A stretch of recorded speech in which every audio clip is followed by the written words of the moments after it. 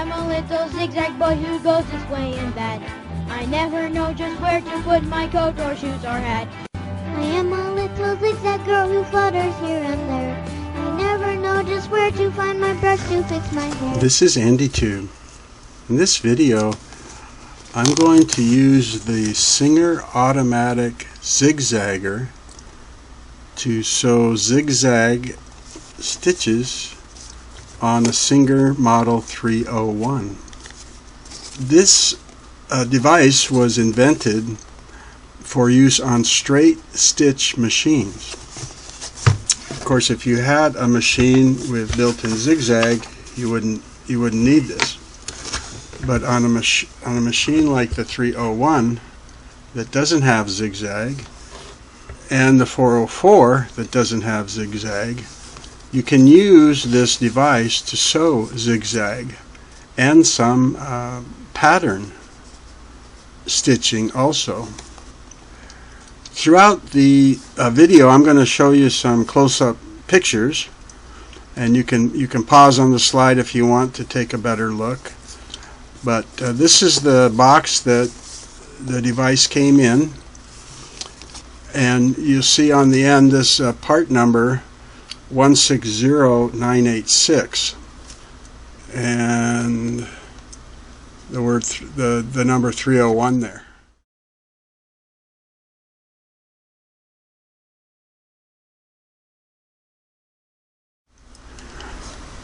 Now, the 986 at the end signifies that this is for the slant needle machines like the 301. Of course, when this box was made, the 404 had not been made yet, but this should work on the 404 also. I have another part number 160985, and that's for straight shank models. In their manual, they said it was for classes 15, 201, 221, and 1200, and probably some more. But this is the one for the slant needle. So if you're interested in one for your 301 or 404, you want the 986, not the 985. Okay? So let's open it up and we'll take a look here. Now, it did come, usually what would be in here is the manual folded up. And it's a very good, complete instruction manual talking about how to use the device and showing different settings for the zigzag pattern and some other patterns that it came with. And you know, it's like most Singer manuals, it's very good. We'll take this little cardboard protector off here, and you can see what it looks like in the package here.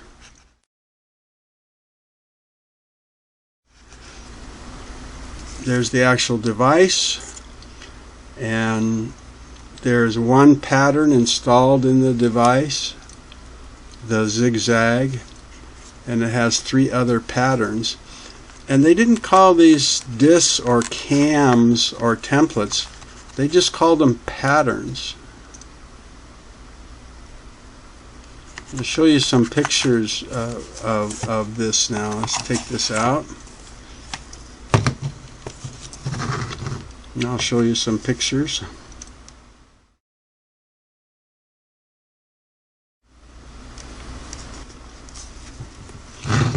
Get these out here.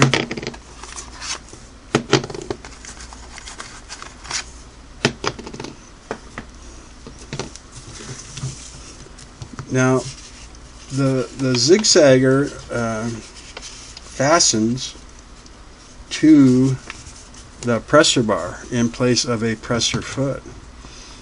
And since we can't move the needle on a straight stitch machine back and forth, what this device does is move the fabric back and forth.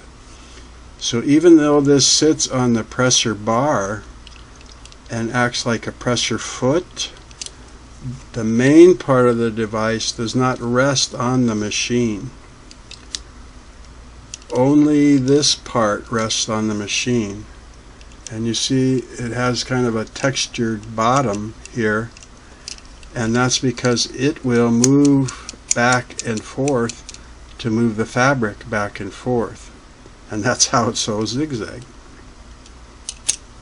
And to put the patterns in and out, this projection here on the cover is lifted up and folded back, and the pattern is just lifted right out.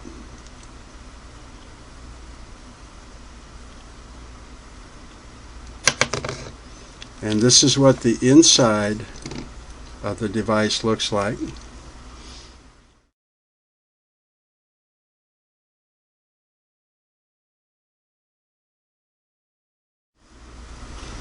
I'm going to show it to you from different angles here.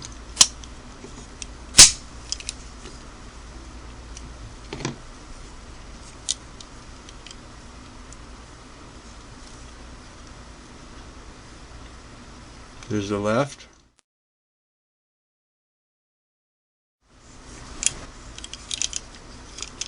Here's the right side. You see this arm coming up here? That's called the fork arm, right? And that arm sits on the little housing here, the tube of the needle clamp screw. And as the needle bar and that clamp go up and down, that's what works the mechanism inside to make this go up and down, which in turn makes this go back and forth, moving the fabric. So you have your forked arm. Right here you have the model, the part number 160986, Simanco, USA, and it says slant needle.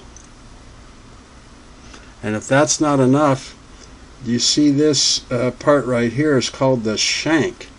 And this shank is what connects to the presser bar.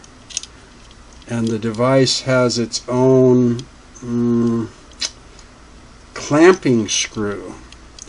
It's a heavy dutier than the presser foot thumb screw. And it's made in a way it can't come out and get lost. But anyway, the shank, if you look at it, is also slanted. So on the straight shank model, this shank would be straight up and down, and it probably says straight on here. Probably has the word straight, and it'll have the 985 part number.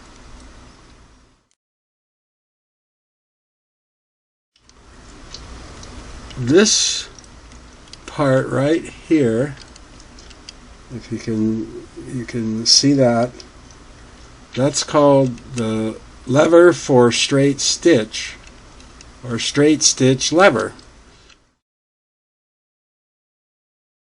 So when you have this attached to the machine and you're sewing a zigzag or other pattern, and you want to sew in a straight stitch, you move this straight stitch lever towards you, and it's like a throw out or lock out from that gearing system. So now when you're sewing, it disengages from moving back and forth. And this part is called the foot. So it just stops the gearing and the pattern from following the pattern, and allows you to sew straight stitch. And then when you want to go back to the pattern, you push that back in like that. So you pull it towards you to the front and lock out the pattern and the movement, or you push it back and unlock it, which will engage the pattern and the gear and everything. This is what it looks like from the front. Your clamping screw, your forked arm, your foot, and the shank. And then this is what it looks like on the bottom.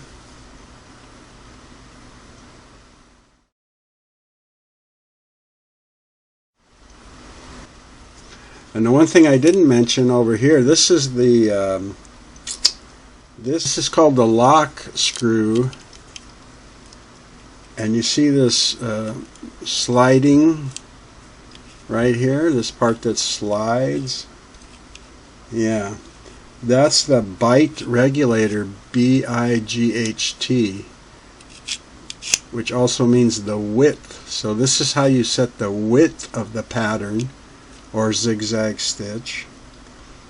And then this little tab on the end, they call it the handle, so you loosen that and you can adjust from narrow to wider and wider and wider, medium and wider to the widest. And when you adjust it where you want, say a medium, see the little marker there? Then you tighten the lock screw.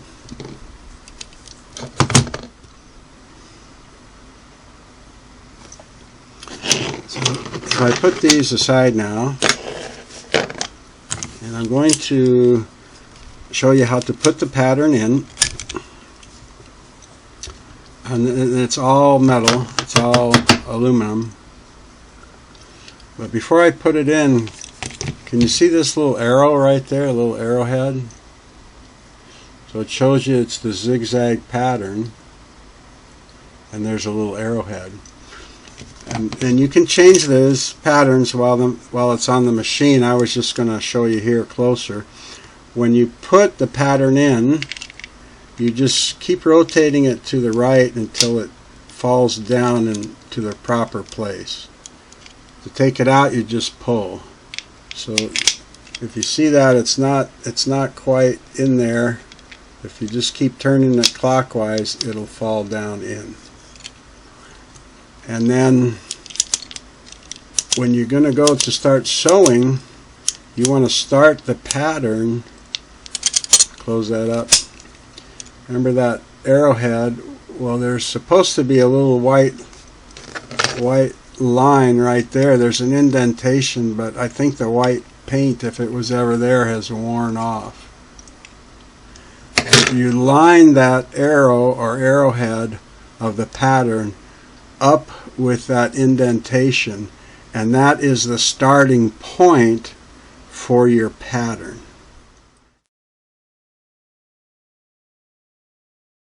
And they're all that way. They all show what the pattern is on the top of the pattern,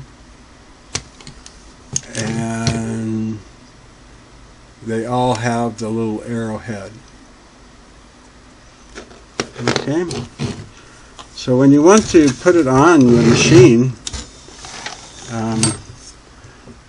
you're going to raise up the presser bar, and you're going to remove the presser foot and the presser foot thumb screw completely. Because again, this has its own clamping screw.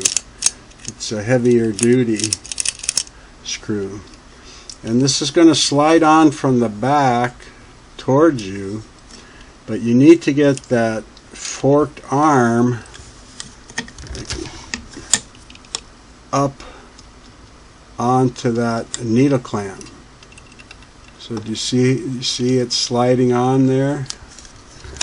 Turn that a little bit more. See how that slides on? Okay. And you can manually move this up or down, you know, to where you want it to be. Get it on there. And then you've got to kind of twist it a little to get it on so that that shank will get onto the presser bar. And you've got to support it here because it's not resting on the machine. And then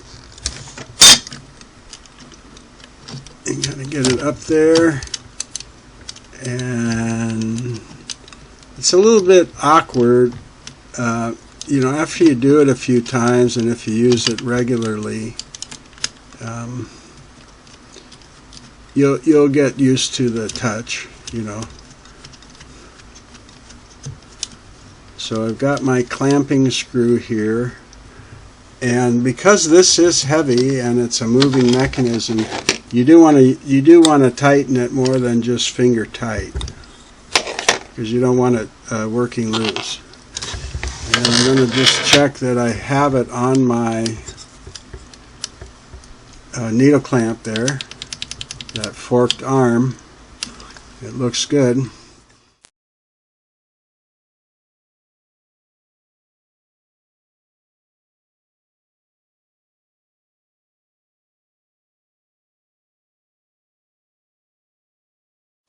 Now, I think when I was showing you how this moved, yeah, see, my arrow should be lined up over here, and it's pointing over here now. So you just turn it clockwise so that that arrowhead lines up with the mark here. There we go. I'm going to come back here. I would like to get the needle thread down through the foot, and there's not an opening between the toes here. So usually what I do is just kind of gently hold the bobbin thread and turn the hand wheel towards me so that the hook comes around and grabs that needle thread. And once I see that it's grabbing it, I just make a circuit like that, bring the take-up lever all the way back up, and then I'll use something to slide that thread out of there and off of the hook. So now I have the oh, this is out of whack here. Hang on a sec. So now I have the thread going through the foot between the toes. Okay, get this back here and through the thread guides. Okay, sorry about that. Okay, so I have a lighter tension on the thread because it's zigzag, and I have a lighter tension on the presser bar foot by turning the thumb screw. And I'm going to do a longer feed, a 6 feed, which will give me the longer number 6 stitch. And get this under here. Drop my presser bar. Have to be sure. I think I better put a little bit of back on there because I don't want the fabric not to feed through. But you'll see when I sew, the foot's going to move this fabric back and forth. And you're going to see the pattern turn. You're going to see this mechanism that I have locked in for pattern sewing. It's going to move forward and back here. And the fork arm is going to go up and down with the needle bar clamp. And I'm setting the bite or the width as wide as it'll go.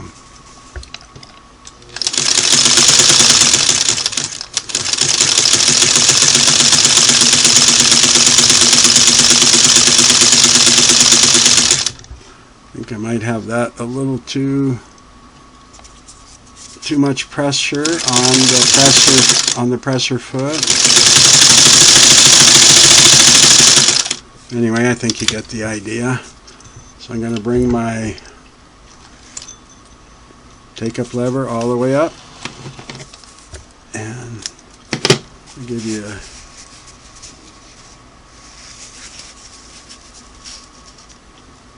an idea of the zigzag. have some of my top thread coming through. I got white on the bobbin thread, so I'm going to increase my tension. I just took it down to practically 0 to see how it would do. Let me do some more here. I'll leave it at wide, but I'll bring the stitch closer together. Maybe a 12 length instead of 6.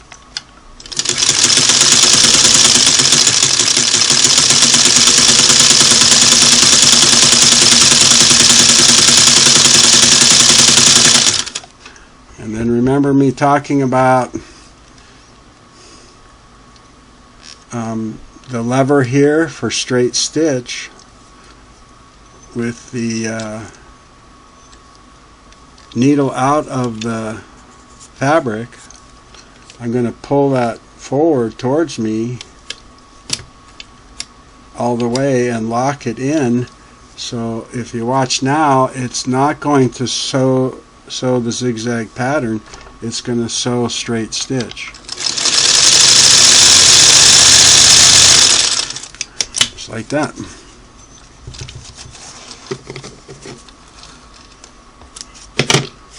So here's my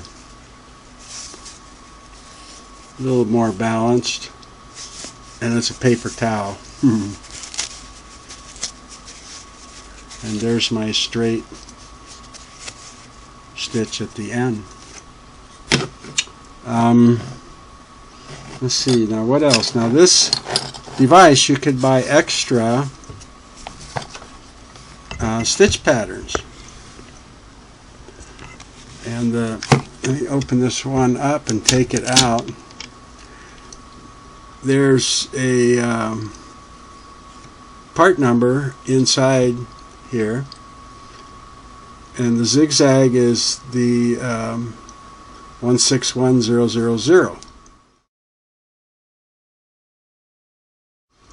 And then it came with the 3 more, the 0, 1, 2, and 3.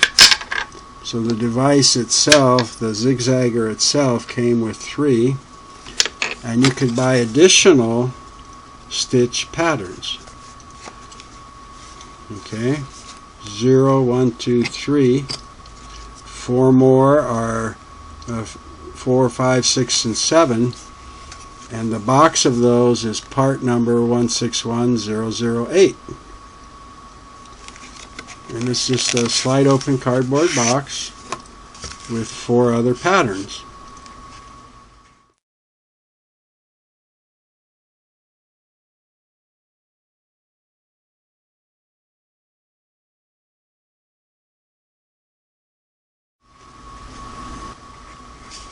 And I think I'll use this one. This is the multi-stitch, what I call multi-stitch zigzag, which I believe is good for stretch materials.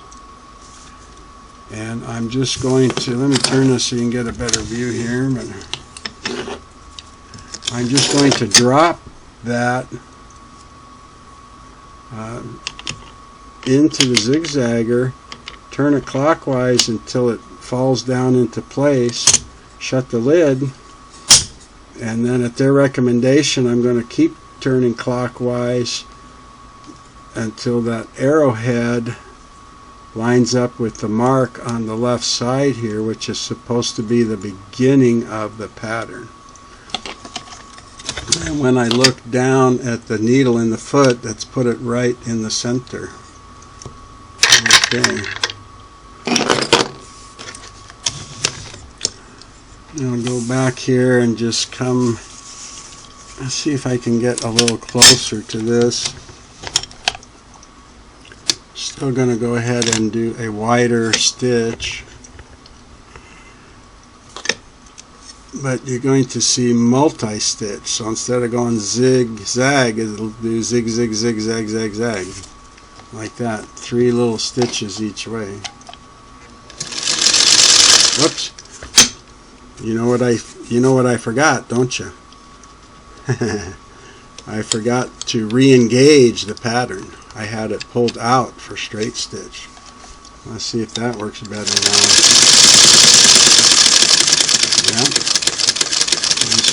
way down so you can see the multi-stitch pattern.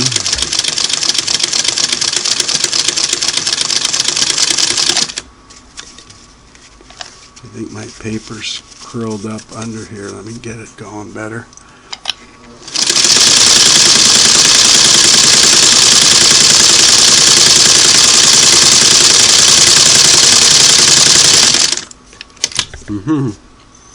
Now stopping with my take-up lever up. Pull this out. And you can see where I got started. And then this paper towel got jammed up underneath the zigzagger, so it couldn't pull the fabric. That's why these are closer. Once I cleared that jam, then you see the longer number 6 multi-stitch zigzag. And a nice balance. I don't have my top thread coming through. So that's the multi-stitch. This, besides a manual, which talks about the stitch patterns, they call it Scallop multi-stitch, which I just demonstrated, the walls of Troy and the icicle. And they show the effect of it when you set it like this. Says if you set it at a narrow bite or width and number 30 stitch, that's what it's going to look like. If you set it at a medium bite and number 30, that's what it'll look like. And at the wide bite at number 25, it'll look like that. So it's a handy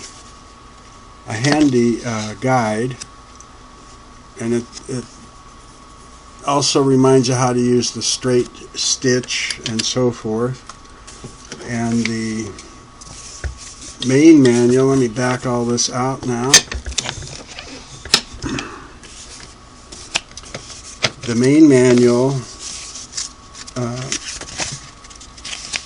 also talks about, how to fasten it to the machine, of course. It explains all the stitch patterns, and it talks about like almost at 0, a narrow bite. It's going to be almost a satin stitch. And then if you went to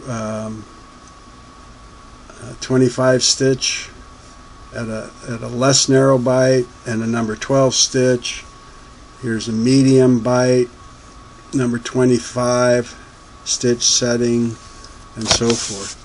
And it's going to show that for the blind stitch pattern, and it's going to show it for the domino and the arrowhead. So with the zigzagger came the arrowhead, the domino, the blind stitch, and the zigzag. And then if you wanted to buy the additional set of 4,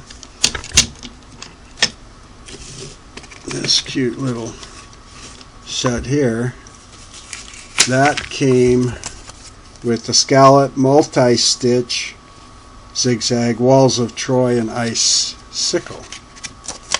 And I can see now that that was to be folded up inside there. So that is the Zigzagger.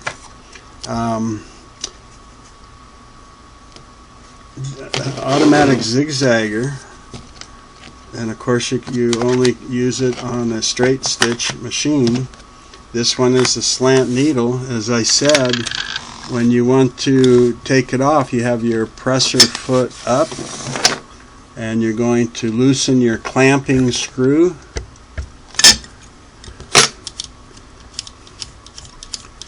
And you take it all the way out of the shank, and then it'll slip away from the pressure bar, and then you're going to pull it back to remove that forked arm. Just like that.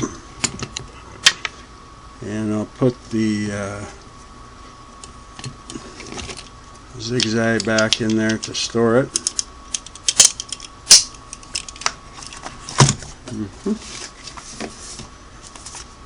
And then the protector. And I hate to fold up the manuals, so I'm not going to put the manual back in there. I'll keep it separate. And I put the lid back on. Now, I know the 301 and the 404 are slant needle straight stitch only. And I believe there is a 604 model 6 something that when they went to the more style of the touch and sew looking machine, but I believe one of those early models is also a straight stitch only, and because it is a slant needle, this device should fit, even though it may have a different needle plate on the 404. I think it would be worth a try. Next time I get a working 404, I'll try it and do a video. But I think it'll be fine because the Zigzagger itself doesn't rest on the machine. Only the foot of it rests, you know, like a presser foot. So, sewing zigzag and some other patterns with the Singer Automatic Zigzagger on the Singer Model 301. Thanks for tuning in. I hope you'll come back and see me. Please take care.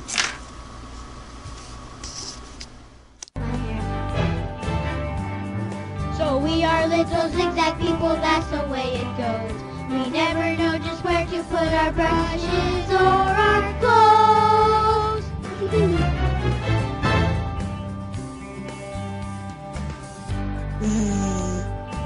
Goodbye.